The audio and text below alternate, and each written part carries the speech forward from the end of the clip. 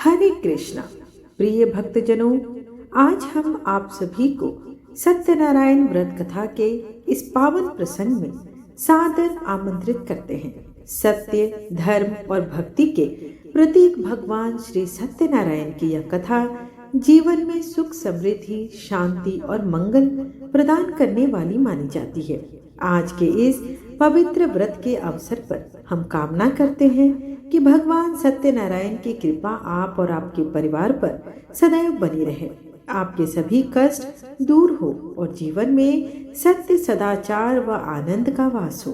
सत्यनारायण व्रत श्रद्धा और विश्वास के साथ किया जाए तो यह व्रत घर में सुख शांति लाता है, आर्थिक और मानसिक कष्टों का नाश भी करता है, दाम्पत्य जीवन में मधुरता बढ़ाता है, संतान सुख और मनोकामनाओं की पूर्ति भी करता है। यह व्रत विशेष रूप से पूर्णिमा के दिन किया जाता है, पर श्रद्धालु किसी भी शुभ तिथि पर इसे कर सकते हैं। सत्यनारायण भगवान की कथा सुनने और पढ़ने मात्र से भी व्यक्ति के पाप नष्ट हो जाते हैं और जीवन में सकारात्मक ऊर्जा का संचार होता है। कथा हमें सत्य के मार्ग पर चलने और ईश्वर में अटूट विश्वास रखने की प्रेरणा भी देता है। ऐसी ही पावन कथाएं व्रत विधान और आध्यात्मिक ज्ञान के लिए हमारे साथ बने रहें। कथा का आरंभ करने से पहले मन, वचन और कर्म से भगवान श्री सत्यनारायण का स्मरण करें और श्रद्धा पूर्वक कथा का श्रवण करें। ओम नमो नारायणाय। एक समय नैमिषारण्य तीर्थ में शौनक आदि सभी ऋषियों तथा मुनियों ने पुराण शास्त्र के वेता श्री सूची महाराज से पूछा, महामुने, किस व्रत अथवा तपस्या से मनोवांछित फल की प्राप्ति होती है? उसे हम सब सुनना चाहते हैं। श्री सूची बोले, इसी प्रकार देव ऋषि नारद जी के द्वारा भी पूछे जाने पर भगवान श्री कमलापति जी ने उनसे जैसा कहा था उसे यथाविधि में तुमसे कह रहा हूँ। आप लोग सभी सावधान होकर सुने। एक समय योगी नारद जी लोगों के कल्याण की कामना से विविध लोकों में भ्रमण करते हुए पृथ्वी लोक में आए और यहाँ उन्होंने अपने कर्म फल के अनुसार नाना योनियों में उत्पन्न सभी प्राणियों को अनेक प्रकार के क्लेश, दुख भोगते हुए देखा।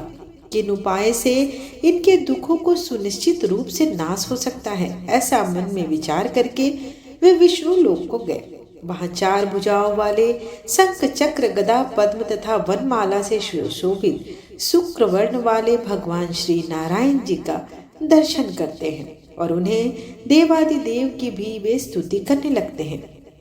नारद जी बोले, हे वाणी और मन से परे स्वरूप वाली, अनंत शक्ति संपन्न, आदि मध्य और अंत से रहित, निर्गुण और सकल कल्याणमय गुणों से संपूर्ण भक्तों की पीड़ा नष्ट करने वाले परमात्मा, आपको कोटि कोटि नमस्कार है। स्तुति सुनने के अनंतर भगवान श्री विष्णु जी ने नारद जी से कहा, महाभाग, आप यहाँ किस प्रयोजन से आए हैं? आपके मन में क्या है?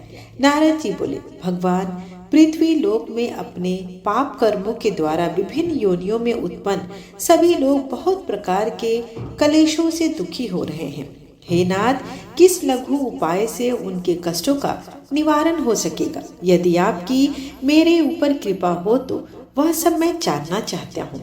श्री भगवान जी ने कहा, हे वत्स, संसार के ऊपर अनुग्रह करने की इच्छा से आपने बहुत ही अच्छी बात पूछी है। जिस व्रत के करने से प्राणी मोह से मुक्त हो जाता है उसे मैं आपको बताता हूँ। हे वत्स, स्वर्ग और पृथ्वी लोक में दुर्लभ भगवान श्री सत्यनारायण का एक महान व्रत है। आपके स्नेह के कारण इस समय मैं उसे कह रहा हूँ। अच्छी प्रकार से विधि विधान से भगवान श्री सत्यनारायण जी का व्रत करके मनुष्य शीघ्र ही सुखों को प्राप्त कर सकता है और अंत में परलोक में मोक्ष की भी प्राप्ति होती है। भगवान की ऐसी वाणी सुनकर नारद जी ने कहा, प्रभु, इस व्रत को करने का फल क्या है? इसका विधि विधान क्या है? इस व्रत को किसने किया और इसे कब करना चाहिए? यह सब विस्तार पूर्वक कहिए। भगवान ने कहा, यह श्री सत्यनारायण जी व्रत सुख और शोक आदि का समन करने वाला है। यह धन्य धान्य की वृद्धि करने वाला, सौभाग्य और संतान को भी देने वाला है तथा सर्वत्र विजय की कामना करने वाले को भी इस व्रत को अवश्य ही करना चाहिए। जिस किसी भी दिन भक्ति और श्रद्धा से समन्वित होकर मनुष्य ब्राह्मणों और बंधु बांधवों के साथ धर्म में तत्पर होकर सायंकाल में भगवान श्री सत्यनारायण जी की पूजा करे, नैवेद्य के रूप में उत्तम कोटि के भोजनीय पदार्थ को सवाया मात्र में भक्ति पूर्वक अर्पित करना चाहिए। केले के फल, घी, दूध, गेहूं का चूर्ण अथवा गेहूं के चूर्ण के अभाव में साठी का चूर्ण, शक्कर या गुड़, यह सब योग्य सामग्री सवाया मात्र में एकत्र करके निवेदित करना चाहिए। बंधु बांधवों के साथ श्री सत्यनारायण भगवान जी की कथा सुनकर ब्राह्मणों को भोजन कराना चाहिए। भक्ति पूर्वक प्रसाद ग्रहण करके रात्रि में जागरण करे, साथ ही नृत्य गीत से भगवान का अभिनंदन करें। तदंतर भगवान सत्यनारायण के स्मरण करते हुए अपने घर को जाएं। सूत जी ने कहा, हे ऋषियों, जिन्होंने पहले समय में इस व्रत को किया है उनका इतिहास मैं आपसे कहता हूँ, सब कुछ ध्यान से सुने। सुंदर काशीपुरी नगरी में एक अत्यंत निर्धन ब्राह्मण रहता था। वह ब्राह्मण भूख और प्यास से बेचैन होकर पृथ्वी पर घूमता रहता था। ब्राह्मणों से प्रेम करने वाले श्री विष्णु भगवान जी ने ब्राह्मण को देखकर एक दिन बूढ़े ब्राह्मण का रूप धारण कर ब्राह्मण के पास जाकर आदर से पूछा, हे विप्रदेव, तुम नित्य ही दुखी होकर पृथ्वी पर क्यों घूमते हो? तब उस ब्राह्मण ने कहा, मैं भिक्षा के लिए पृथ्वी पर फिरता हूँ। हे भगवान, यदि आप इससे छुटकारा पाने का कोई उपाय जानते हो तो कृपया कर मुझे वह उपाय बताए। वृद्ध ब्राह्मण का रूप धारण किए श्री विष्णु जी ने कहा, हे ब्राह्मण, श्री सत्यनारायण भगवान मनोवांछित फल देने वाले हैं, इसलिए तुम उनका पूजन करो। इससे मनुष्य सब दुखों से मुक्त हो जाता है। ब्राह्मण को व्रत का सारा विधि विधान बताकर बूढ़े ब्राह्मण का रूप धारण करने वाले श्री भगवान जी कहीं अंतर ध्यान हो गए। जिस व्रत को वृद्ध ब्राह्मण ने बताया है मैं उसको अवश्य करूंगा, यह निश्चय कर वह ब्राह्मण घर चला गया। अगले दिन वह जल्दी उठा और श्री सत्यनारायण जी का व्रत करने का निश्चय कर भिक्षा मांगने के लिए चल दिया। उस दिन उसको भिक्षा में बहुत धन मिला, जिससे उसने पूजा का सामान खरीदा और घर आकर अपने बंधु बांधवों के साथ श्री सत्यनारायण जी का व्रत किया। इसके करने से वह ब्राह्मण सब दुखों से छूटकर अनेक प्रकार की सुख संपत्तियों से युक्त हुआ।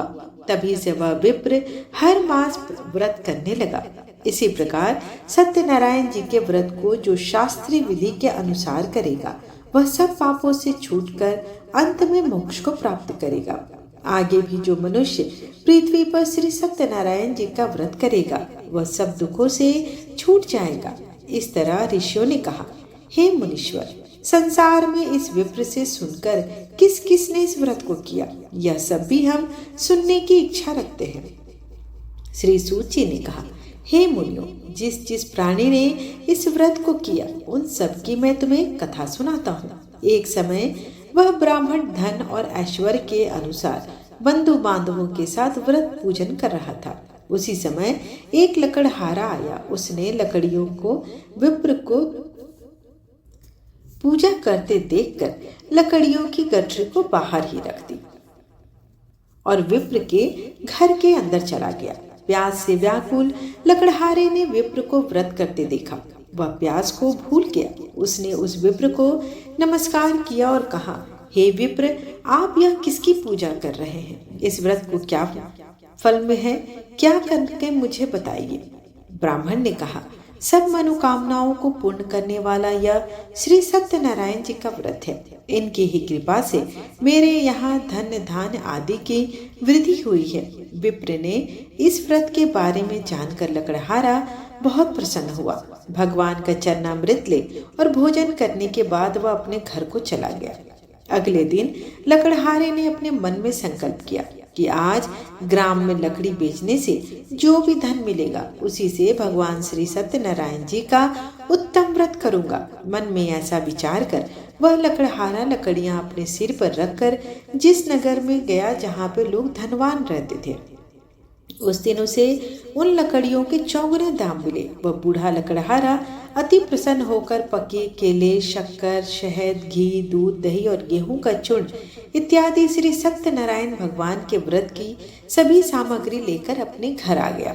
फिर उसने अपने बंधु बांधवों को बुलाकर विधि विधान के साथ भगवान का पूजा और व्रत किया। उस व्रत के प्रभाव से वह बूढ़ा लकड़हारा धन, पुत्र आदि से युक्त हुआ और इस संसार में समस्त सुख भोगकर वैकुंठ को चला गया। श्री सूत जी ने कहा, हे श्रेष्ठ मुनियों, अब एक और कथा कहता हूँ। पूर्व काल में उल्का मुख नाम का एक बुद्धिमान राजा था। वह सत्यवक्ता और जितेंद्रिय था। प्रतिदिन देव स्थानों पर जाता तथा गरीबों को धन देकर उनके कष्ट दूर किया करता था। उसकी पत्नी सुंदर और सती साध्वी थी। भद्रशिला नदी के तट पर उन दोनों ने श्री सत्यनारायण भगवान जी का व्रत किया। साधु नामक एक वैश्य राजा को व्रत करते देख उनसे पूछने लगा, हे राजन, भक्ति युक्त चित्त से यह आप क्या कर रहे हैं? मेरी सुनने की इच्छा है। तब महाराज उल्का मुख ने कहा, हे साधु वैश्य, मैं अपने बंधु बांधवों के साथ संतान की प्राप्ति के लिए महाशक्तिमान सत्यनारायण भगवान जी का व्रत व पूजन कर रहा हूँ। उसने कहा, हे राजन, मुझे भी इसका सब विधि विधान बतलाएं। मैं भी आपके कथना अनुसार इस व्रत को करूंगा। मुझे कोई संतान नहीं है। विश्वास है कि इससे निश्चय ही मेरे यहाँ भी संतान होगी। राजा से सब विधान सुनकर व्यापार से निवृत्त होकर वह वैश्य भी खुशी खुशी अपने घर आया और वैश्य ने अपनी पत्नी लीलावती से संतान देने वाले इस उत्तम व्रत को बताया और प्रण किया कि जब हमारे यहाँ संतान होगी तब मैं इस व्रत को अवश्य करूंगा। एक दिन उसकी पत्नी लीलावती संसारिक धर्म में प्रवृत्त होकर गर्भवती हो गई। उसने एक सुंदर कन्या को जन्म दिया। कन्या का नाम कलावती रखा गया।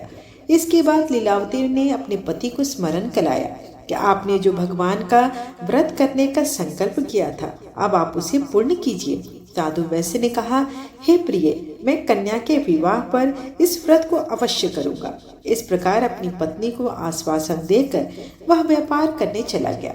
काफी दिनों पश्चात जब वह लौटा तो उसने नगर में सखियों के साथ अपनी पुत्री को खेलते हुए देखा। वैश्य ने तत्काल कलावती के लिए कोई सुयोग्य वर की तलाश की। कांचन नगर के एक सुयोग वणिक पुत्र से उसने अपने बंधु बांधवों सहित प्रसन्नचित होकर अपनी पुत्री का विवाह उसके साथ कर दिया। वैश्य विवाह के समय भी श्री सत्यनारायण भगवान का व्रत करना भूल गया। इस पर श्री सत्यनारायण भगवान क्रोधित हो गए और लीला हुई। अपने कार्य में कुशल साधु नामक वैश्य अपने जमाता सहित नाव को लेकर व्यापार करने के लिए समुद्र के समीप स्थित रत्नासरपुर नगर में गया। दोनों ससुर जमाई राजा चंद्रकेतु के नगर में व्यापार करने लगे। एक दिन सत्यनारायण जी की माया से प्रेरित एक चोर राजा का धन चुराकर भाग जा रहा था। राजा के दूतों को अपने पीछे आते देखकर चोर ने घबरा कर राजा के धन को उनकी नाव में रखकर भाग गया, जहां ससुर दामाद बैठे हुए थे। जब राजा के धन को उनकी नाव में रखा देखा पकड़कर राजा के समीप ले जाकर बोले, हम ये दो चोर पकड़ कर लाए हैं, आपकी आज्ञा दें। राजा ने कारागार में डालने की आज्ञा दे दी। इस प्रकार राजा की आज्ञा से उनको कठिन कारावास में डाल दिया गया तथा उनका धन भी ले लिया गया। सत्यनारायण भगवान जी के लीला के अनुसार साधु वैश्य की पत्नी लीलावती और पुत्री कलावती भी घर पर बहुत दुखी हुई। उनके घर में रखा धन चोर ले गए। अब तो ऐसी स्थिति थी कि उन्हें खाने के लिए भी कुछ नहीं मिलता था। लीलावती और कलावती दोनों शारीरिक और मानसिक पीड़ा तथा भूख प्यास से अति दुखित हो भोजन की चिंता में घर घर घूमने लगे। एक बार कलावती एक ब्राह्मण के घर गई। उसने श्री सत्यनारायण भगवान का व्रत होते देखा। उसने कथा सुनी तथा प्रसाद ग्रहण कर रात को घर आई। माता ने कलावती से बोली, हे पुत्री, तू अब तक कहाँ थी? तेरे मन में क्या है? कलावती बोली, हे माता, मैंने श्री सत्यनारायण भगवान का व्रत होते देखा है। तब कलावती के वचन सुनकर लीलावती ने सत्यनारायण भगवान जी के पूजन की तैयारी की। उसने परिवार और बंधुओं सहित श्री सत्यनारायण भगवान का पूजन व व्रत किया और वर मांगा कि मेरे पति और दामाद शीघ्र ही मेरे घर आ जाए। साथ ही प्रार्थना की कि हम सबका अपराध क्षमा करो। श्री सत्यनारायण भगवान जी इस व्रत से संतुष्ट हो गए। उन्होंने राजा चंद्रकेतु को स्वप्न में दर्शन देकर कहा कि हे राजन, जिन दोनों वैश्यों को तुमने बंदी बना रखा है वे निर्दोष है, उन्हें प्रातः ही छोड़ देना। राजा से वचन कहकर भगवान अंतर ध्यान हो गया। प्रातःकाल राजा चंद्रकेतु ने सभा में सबको अपना स्वप्न सुनाया और सैनिकों की आज्ञा दी कि दोनों वाणिक पुत्रों को कैद से मुक्त कर सभा में लाया जाए। दोनों ने आते ही राजा को प्रणाम किया। राजा ने उनसे कहा, हे महानुभाव, तुम्हें भावी बस ऐसा कठिन दुख प्राप्त हुआ है, अब तुम्हें कोई भी भय नहीं है और तुम मुक्त हो। ऐसा कहकर राजा ने उनको नए नए वस्त्र आभूषण दिए तथा उनका जितना धन लिया था उसका दुगना लौटाकर आदर से विदा कर दिया। दोनों वैश्य अपने घर को चल दिए। श्री सूत जी ने कहा, वैश्य और उसके जमाई ने मंगलाचार करके यात्रा आरंभ की और अपने नगर की ओर चल पड़े। थोड़ी ही दूर आगे बढ़ने पर दंडी वेशधारी श्री भगवान जी ने उससे पूछा, हे वैश्य, तेरी नाव में क्या है? हे वैश्य, तेरी नाव में क्या है? अभिमानी वाणिक हंसता हुआ बोला, हे दंडी, आप क्यों पूछते हैं? क्या धन लेने की इच्छा है? मेरी नाव में तो बेल और पत्ते भरे हैं। वैश्य का कठोर वचन सुनकर दंडी रूप भगवान जी ने कहा, तुम्हारा वचन सत्य हो। ऐसा कहकर वे वहां से कुछ दूर जाकर समुद्र के किनारे बैठ गए। दंडी महाराज के जाने के पश्चात वैश्य नित्य क्रिया से निवृत्त होने के बाद नाव को ऊंची उठी देखकर अचंभित हो उठा। तब नाव में बेल पत्ते आदि देखकर मूर्छित होकर जमीन पर गिर पड़ा। होश आने पर अत्यंत शोक प्रकट करके बोलने लगा। तब उसके जमाता ने कहा, आप व्यर्थ शोक न करें, यह दंडी महाराज जी का श्राप है, अतः उनकी शरण में ही हमें चलना चाहिए, तभी हमारी मनोकामना पूर्ण होगी। जमाता की वचन सुनकर दंडी महाराज के पास पहुंचा और भक्ति भाव से प्रणाम करके बोला, मैंने जो आपसे असत्य वचन कहे थे उसके लिए मुझे आप क्षमा करें। ऐसा कहकर वैश्य रोने लगा।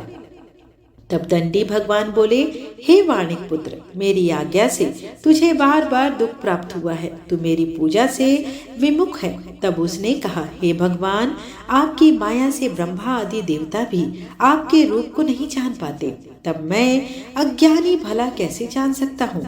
आप प्रसन्न हो जाइए, मैं अपनी सामर्थ्य के अनुसार आपकी पूजा करूंगा। मेरी रक्षा कीजिए और पहले के समान मेरी नौका को धन से भर दीजिए। उसके भक्ति युक्त वचन सुनकर भगवान जी प्रसन्न हो गए और उसकी इच्छा के अनुसार वर देकर अंतर ध्यान हो गए।